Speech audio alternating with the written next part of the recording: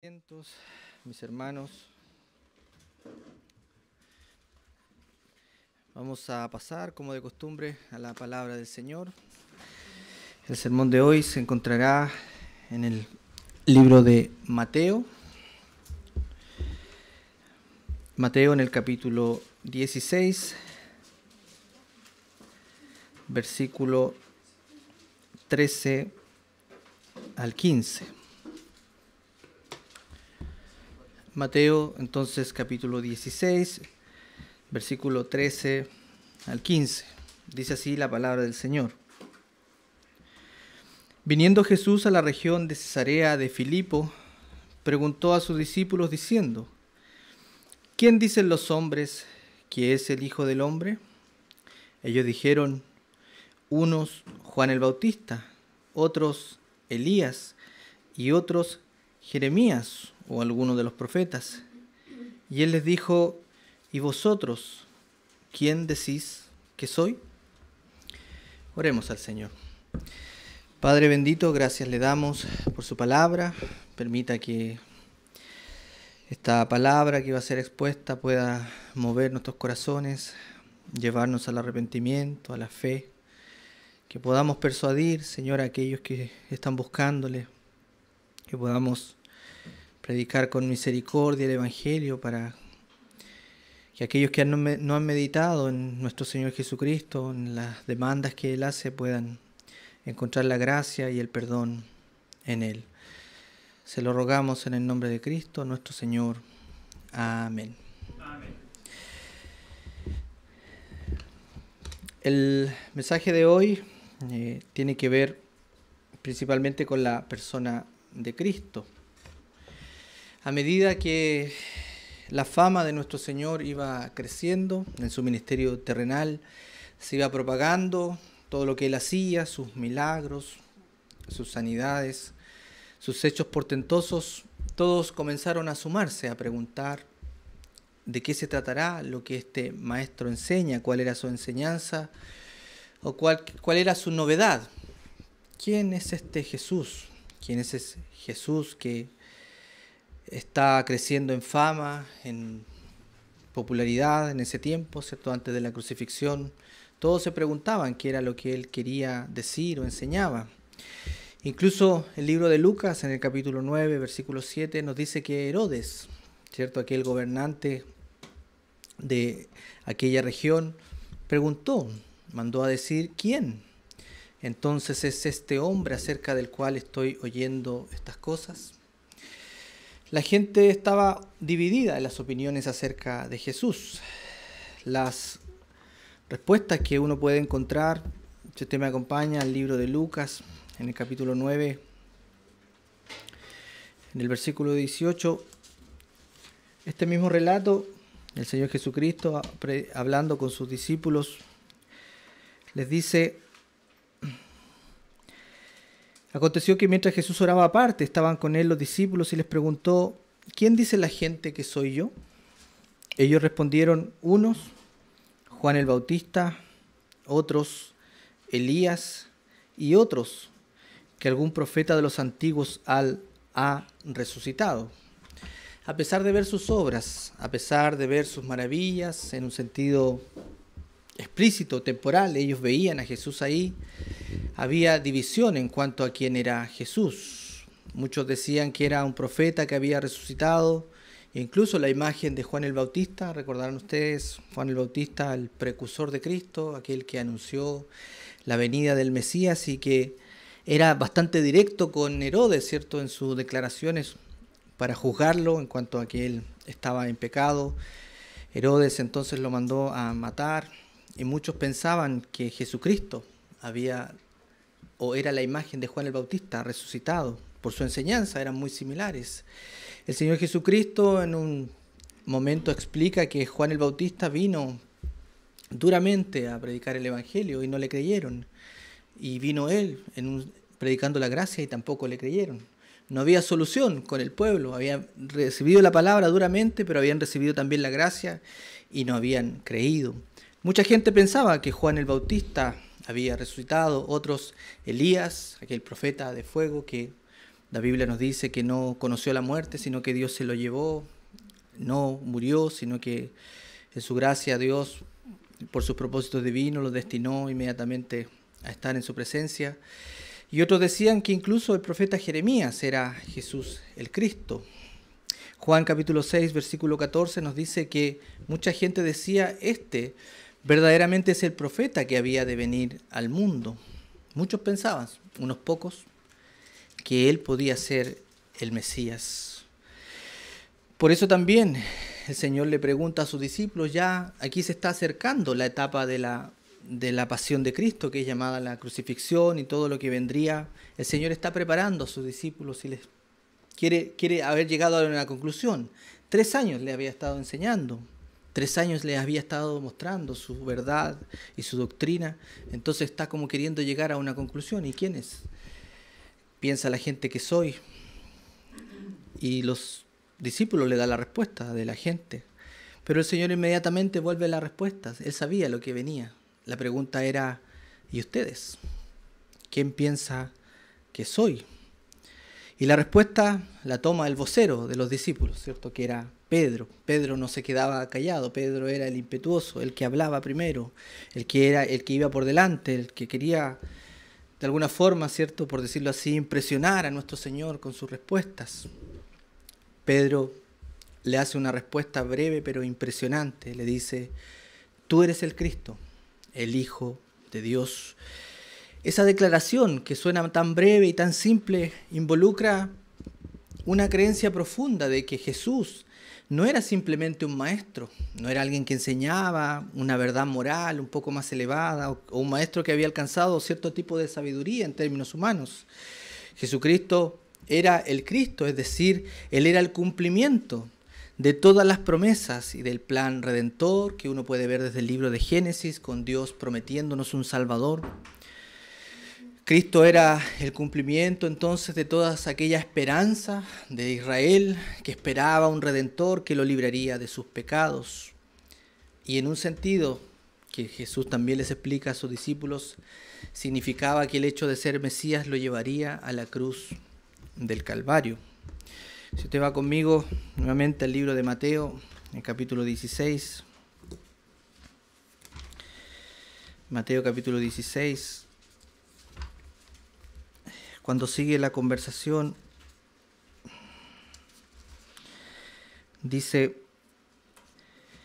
versículo 21, en adelante, después de la confesión de Pedro, le dice, desde entonces comenzó Jesús a declarar a sus discípulos que le era necesario ir a Jerusalén y padecer mucho de los ancianos, de los principales sacerdotes y de los escribas, y ser muerto y resucitar al tercer día. Jesús le dijo,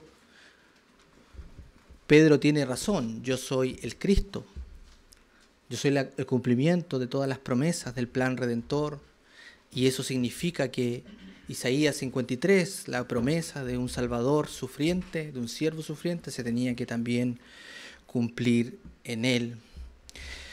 Jesús entonces sabía que en el momento apropiado, es decir, después de la respuesta de los discípulos, él haría una pregunta más importante. Les había estado velado hasta cierto punto quién era Cristo. Ellos no lo entendían muy bien, pero desde ahí en adelante Jesucristo les empezó a declarar abiertamente que Él era el Señor y que desde ese momento en adelante iba a empezar a sufrir. Y ellos se pusieron muy tristes porque tenían la idea, imagínense los discípulos que estuvieron ahí con Él, de que Jesús quizás podía ser ese Mesías desde el punto de vista que tenían los judíos, mesiánicos, es decir, que Jesús iba a ser un libertador, que los iba a quitar del ejército romano. Los discípulos no estaban exentos de esa enseñanza, por lo tanto se pusieron muy tristes y empezaron a cuestionar y a decir, pero Señor, ¿por qué vas a tener que morir? ¿Por qué no aplicas tu poder? ¿Por qué no los libertas y empiezas el reino ahora? Los planes del Señor eran eternos. Eran entonces necesario que el Señor Jesucristo tuviera que padecer en la cruz del Calvario. Eso nos lleva a la conclusión y que podamos meditar en lo siguiente. Imagínense, estas personas que decían Jesús es Elías, es Jeremías o es Elías, que estaban confundidos en cuanto a quién era Jesús, y los discípulos que tampoco ¿cierto?, tenían 100% seguridad hasta esta confesión, estaban un poco dudando. Imagínense nosotros o las personas de hoy en día. Si ellos no lograban dimensionar la grandeza del propósito del Mesías y tenían conceptos equivocados de Cristo, imaginémonos el mundo hoy día que piensa de Cristo. No es de extrañar que hoy existan tantas opiniones distintas acerca del Señor Jesucristo. Si cuando Él estaba personalmente en la tierra y los hombres lo podían ver, tocar, escuchar, aún así había confusión, imagínense hoy día, en nuestros días. A lo largo de la historia, los seres humanos han discutido mucho acerca de la persona de Cristo. Para algunos, y usted lo puede buscar, ¿cierto?, hay mucha literatura acerca de eso, tratan de decir que Jesús era un revolucionario social, alguien que pudo animar a las masas para lograr un objetivo o un objetivo temporal que finalmente fracasó. Para otros, Jesús no es más que un líder religioso como cualquiera de los otros, un hombre moral, como lo comparan con Gandhi, Mahoma, Buda, un maestro, sabiduría. Es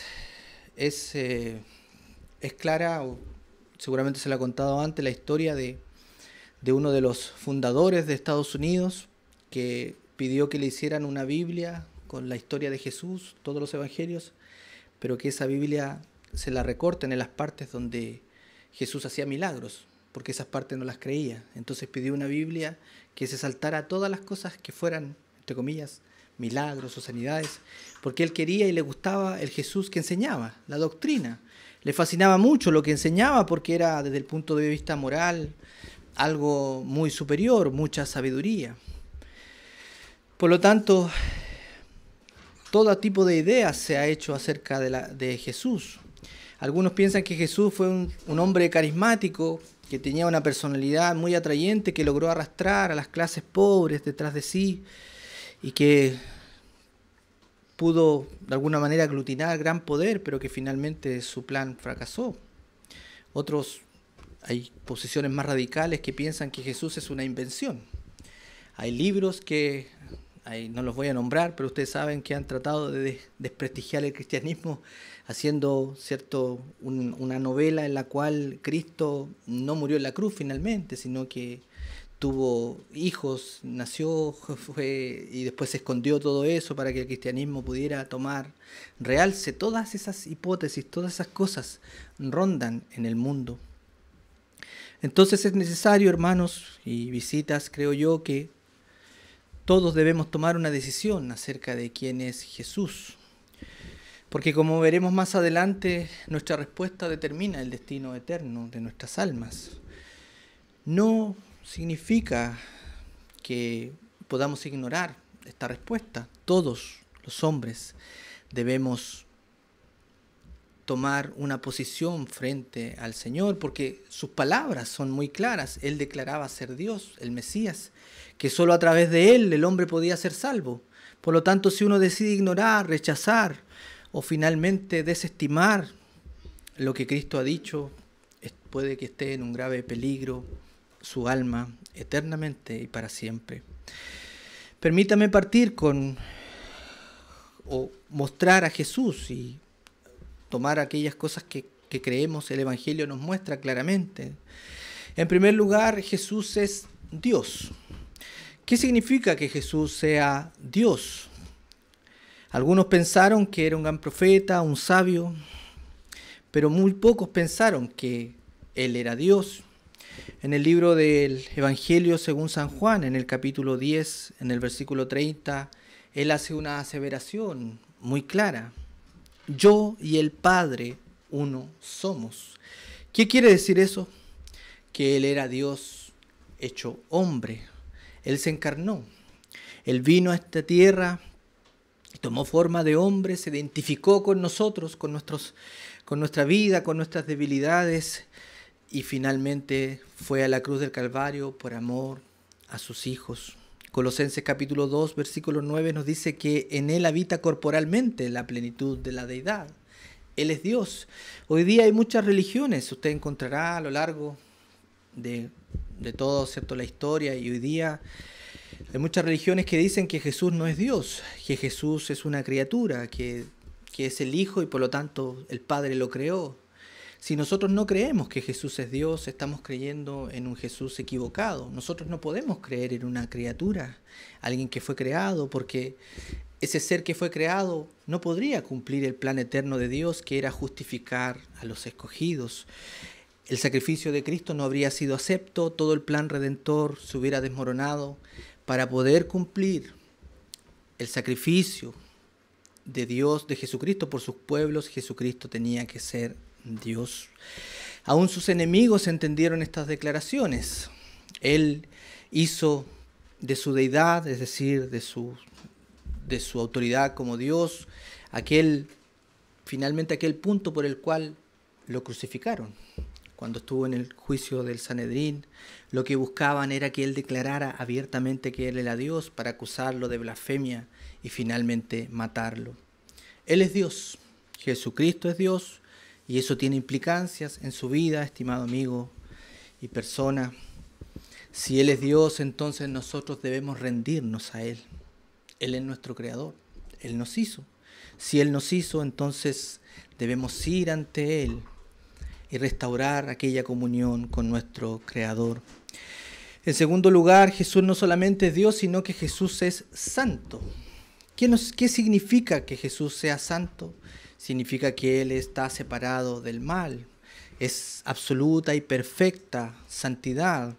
Él no puede cometer agravio o aprobar el mal. Dice las Escrituras que el malvado, es decir, nosotros en nuestro estado natural, no podemos llegar ante Dios.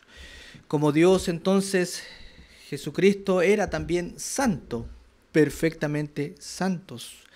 Juan capítulo 8, versículo 46, si usted me acompaña ahí.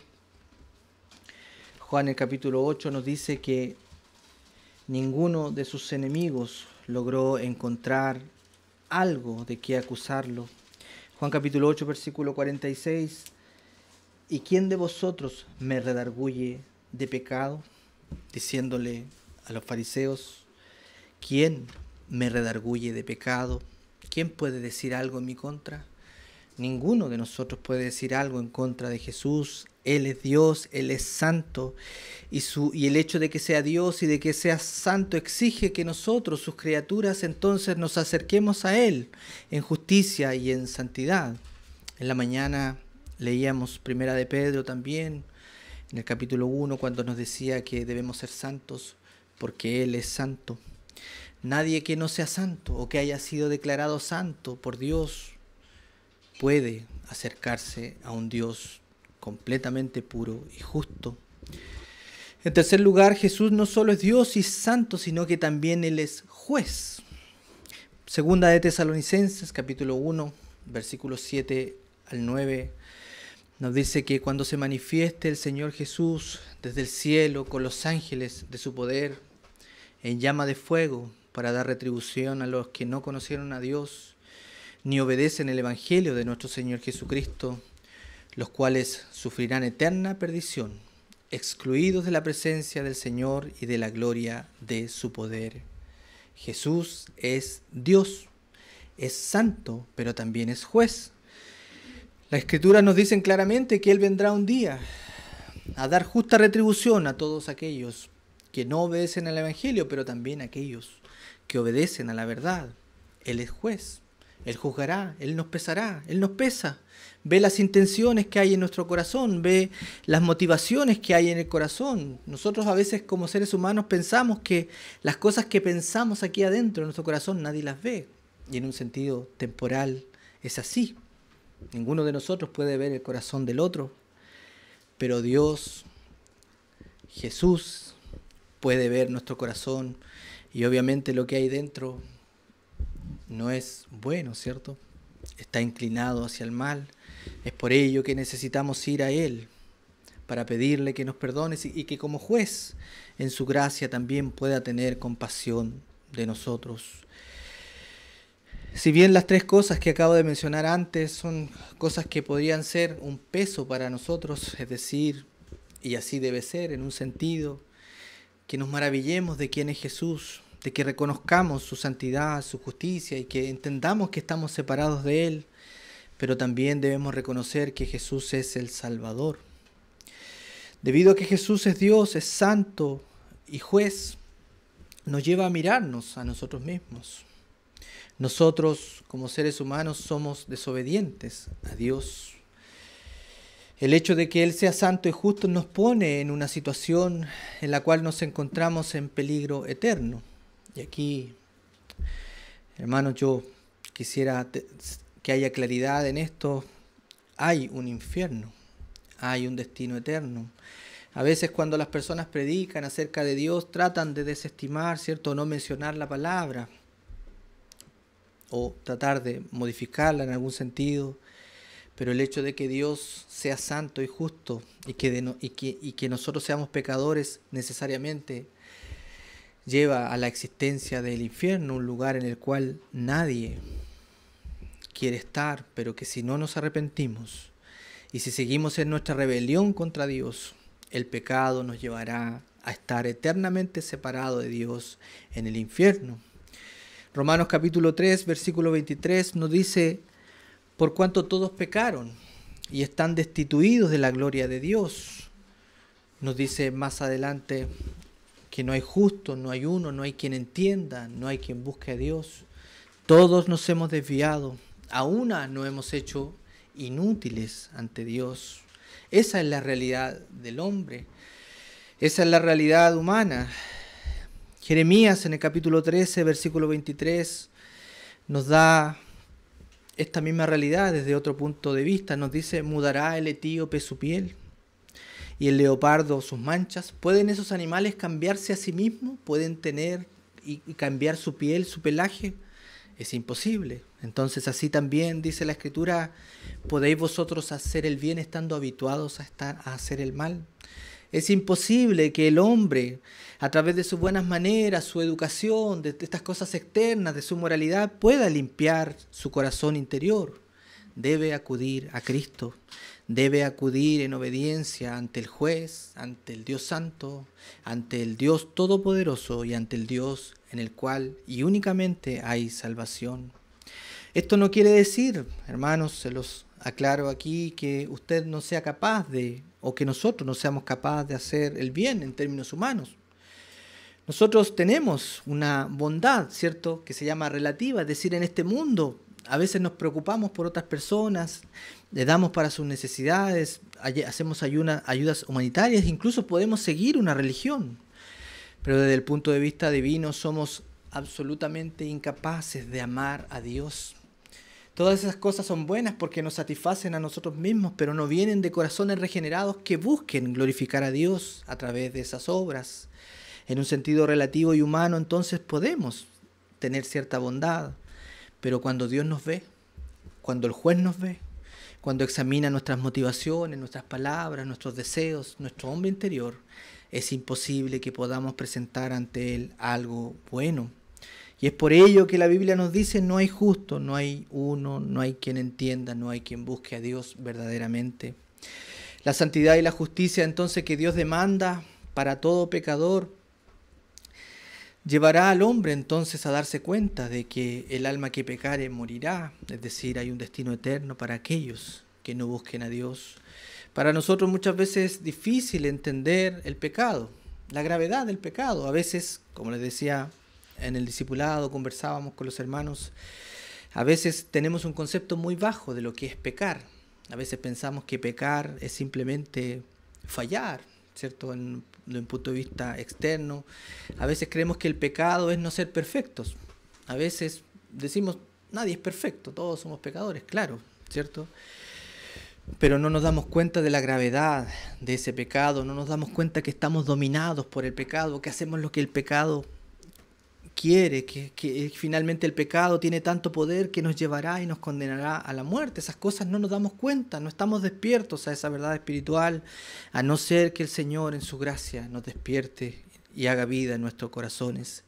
Jesucristo, aquel hombre y Dios incomprendido, que había confusión acerca de Él en esta tierra cuando vino, Él es el único camino para la salvación. Él es el único que nos puede transformar, perdonar. Si usted me acompaña al libro de Hechos, en el capítulo 4, Hechos capítulo 4, versículo 12, nos hace una declaración única acerca de Jesús. Hechos capítulo 4, versículo 12 nos dice: y en ningún otro hay salvación, y en ningún otro hay salvación, porque no hay otro nombre bajo el cielo dado a los hombres en quien podamos ser salvos. Quizá usted ha buscado su salvación por medio de lo que hace, en méritos humanos. Quizá usted ha buscado su salvación incluso en la iglesia, yendo a la iglesia. Quizás usted ha buscado su salvación en otro Cristo, en otra religión. El Señor, a través de la palabra, nos dice que no hay otro nombre bajo el cielo dado a los hombres. Si usted quiere ser salvo, si usted quiere salvar su alma del destino eterno, si quiere ser perdonado, si quiere tener una nueva vida, entonces tiene que ir al Señor Jesucristo. No hay otro nombre bajo el cielo dado a los hombres. No hay salvación. Él es el único camino. Jesucristo no nos dijo que hay muchos caminos. Nos dice que hay un camino. Ese camino es estrecho y es el único, pues es Él, el Salvador, quien pagó el precio por nuestros pecados y murió en nuestro lugar. ¿Quién puede llevarnos a Dios? La muerte de Cristo, su sacrificio, fue el cumplimiento de aquellas profecías del libro de Génesis en adelante. Dios en su gracia entonces aceptó ese sacrificio, y si usted se arrepiente y va en fe y abraza el sacrificio de Cristo y su obra, entonces puede ser salvo. Hay algunas personas que piensan que no importa lo que alguien crea, siempre y cuando sea sincera. Es como que si yo creo, no importa lo que yo crea, pero si soy sincero, Dios lo va a ver. O quizás hay algunos que piensan que no hay que buscar en una religión. Dios, como dice cierto, muchas personas, uno lo puede ver en distintas partes, dice que Dios está en nosotros, en nuestro interior, así que tenemos que buscarlo ahí. La Escritura nos revela un camino diferente. Nos dice que Jesús es la única fuente de salvación y que Él se ha revelado en su palabra, y que aquellos que quieran ser salvos deben tener fe en el Jesús de las Escrituras, aquel que vino y murió por nosotros, en lo que Él ha hecho. Nosotros, nuestras buenas intenciones no alcanzan. Imagínense que usted tiene que presentarse frente a Dios y le dice a Dios: ¿sabe Dios? Yo tuve buenas intenciones toda la vida. No nos va a alcanzar, pues lo que Dios pide no son buenas intenciones, sino que es justicia, es santidad, algo que nosotros mismos no podemos proveer por nuestras obras. Es por lo tanto que necesitamos un mediador, alguien que haya pagado por nosotros y que pueda llevarnos al Padre, que sea nuestra roca, nuestro refugio. Ese es Cristo. Juan capítulo 14, versículo 6 nos dice: yo soy el camino, yo soy la verdad, yo soy la vida, y nadie va al Padre sino por mí. ¿Hay otro camino legítimo a Dios? ¿Hay algún otro camino legítimo a la salvación? La respuesta es no. No hay ningún camino. Hace unos años atrás había un conductor de televisión en Estados Unidos muy famoso que cuando llegaban los grandes predicadores de ese tiempo, les hacía una pregunta que iba directamente hacia el centro del cristianismo. Esto. Le decía, porque eso entendía él que diferenciaba a unos de otros, a unos predicadores de otros. Le decía: ¿usted cree que hay otro camino para salvarse? ¿Usted cree que si un musulmán o una persona que no cree en Cristo muere, va al infierno? Y la respuesta era dubitativa, ¿cierto? Cuando uno entendía que porque esa verdad separa, o estos predicadores entendían que se iban a meter en un problema porque declarar a Jesús el único camino significaba que no hay otro camino más y que todas las religiones están equivocadas y que el único camino era el Señor Jesucristo. Decían, bueno, puede ser, ¿cierto? Uno no sabe si Dios tiene otros caminos.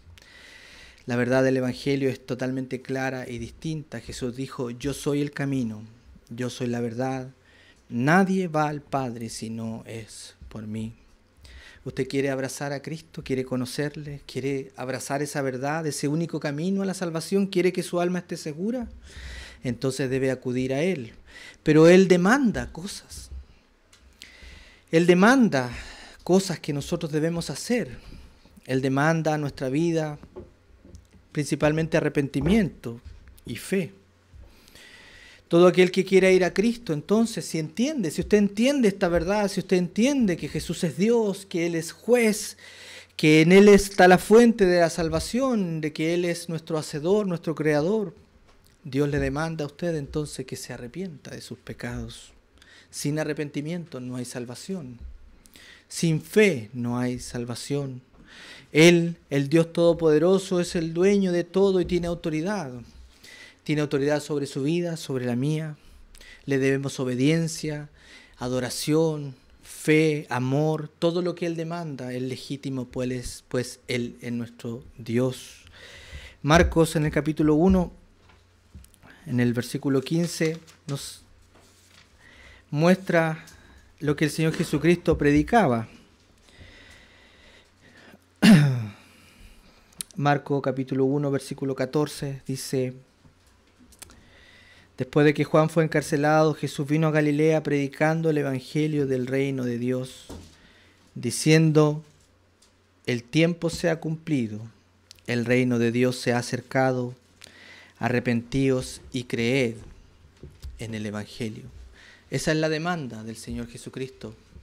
Arrepentíos y creed en el evangelio. La verdadera fe. Cuando verdaderamente hay vida en el corazón, eso está acompañado de arrepentimiento. ¿Qué es el arrepentimiento? El arrepentimiento es dar la vuelta. Es decir, yo iba en una dirección hacia allá y me doy la vuelta hacia el otro lado. Iba en pos del mundo, de lo que el mundo me pedía, de mis propios deseos, de mi propia naturaleza, de mis propios anhelos, de lo que yo quería para mi propia vida, y de repente Dios me despierta y me muestra el evangelio y me dice que hay otro camino, que hay salvación, que debo buscarle, que debo honrarle, que debo amarle. Y ese mismo hombre que iba hacia un despeñadero entonces se da vuelta y dice: voy a seguir a mi Señor. Eso es el arrepentimiento, es abandonar el pecado y correr tras la justicia que Dios nos demanda. No es simplemente sentirse mal por el pecado. Muchas veces nos sentimos mal por el pecado. Esa es simplemente la conciencia activándose. La tristeza que nos trae a veces el sentirnos mal por nuestros pecados no necesariamente es arrepentimiento. El arrepentimiento se expresa verdaderamente cuando hay una tristeza de haber ofendido a Dios, cuando hay una tristeza de haber pecado, cuando estoy dispuesto a abandonar el pecado, a confesarlo e ir tras la justicia y la santidad de Dios.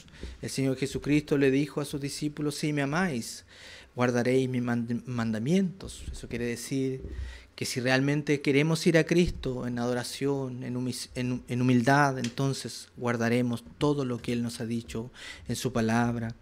No es suficiente que usted crea en Cristo de forma intelectual, no es suficiente que usted entienda algunas cosas de Cristo. Como dice las Escrituras, hasta Satanás y sus demonios creen que Jesús es el Cristo de una manera intelectual, pero ellos no le aman ni le obedecen. Si su fe es genuina, si usted verdaderamente quiere creer en Cristo, entonces su fe salvadora responderá en obediencia. ¿Quiere obedecer al Señor? ¿Quiere ir en arrepentimiento y fe ante Él, ante sus plantas? ¿Se da cuenta de que su pecado lo condenará eternamente al infierno? ¿Se da cuenta de que Dios es santo? Y de que cuando muramos, cuando tengamos que presentarnos ante su presencia, estaremos completamente condenados si es que no nos hemos arrepentido. ¿Le sorprende eso? ¿Lo despierta? ¿Le da tristeza según Dios? Es decir, ¿le da tristeza saber que ha pecado toda su vida? Si es así, entonces va en el camino correcto, porque eso es lo que Dios demanda de aquellos que le servirán, que se arrepientan, que vean su necesidad y vayan tras la justicia. El arrepentimiento demanda que no haya área de nuestra vida que dejemos para nosotros. Todo debe ser entregado a Él. No puedo ser selectivo en mi entrega ante el Señor. No puedo decir: me arrepentiré y voy a dejar esto que me gusta aquí y voy a caminar hacia Dios, pero voy a dejar algunas cosas, ¿cierto?, que me agradan, que me gustan. No estoy diciendo de las cosas normales, estoy hablando de cosas que son evidentemente pecados. Por supuesto que no podemos ser selectivos en eso. Nuestra vida completa tiene que ser puesta ante las plantas del Señor. ¿Quién dice entonces la Biblia? Que es Jesús, es el Dios viviente, Él es santo, es Salvador. Él demanda arrepentimiento y fe. Y demanda que aquellos que quieran entonces ir ante su presencia se arrepientan de sus pecados. La pregunta queda abierta ante usted ahora. ¿Quién dice usted que es Jesús? ¿Para usted seguirá siendo un maestro o un conocimiento más elevado, una sabiduría? ¿O será su Señor? ¿Será su Salvador? ¿Será aquel que le librará del pecado? El ruego, hermanos, amigos, de este predicador y de esta predicación es que corra a Cristo, que no deje pasar un día más. La vida es corta. Usted quizás puede decir, mañana lo voy a hacer. ¿Quién sabe si mañana estaremos vivos? ¿Quién nos asegura que mañana no tendremos que presentarnos ante el Señor? Solo Él puede transformar nuestros negros corazones, solo Él puede cambiar nuestras vidas. Que el Señor añada bendición a su palabra. Oremos al Señor.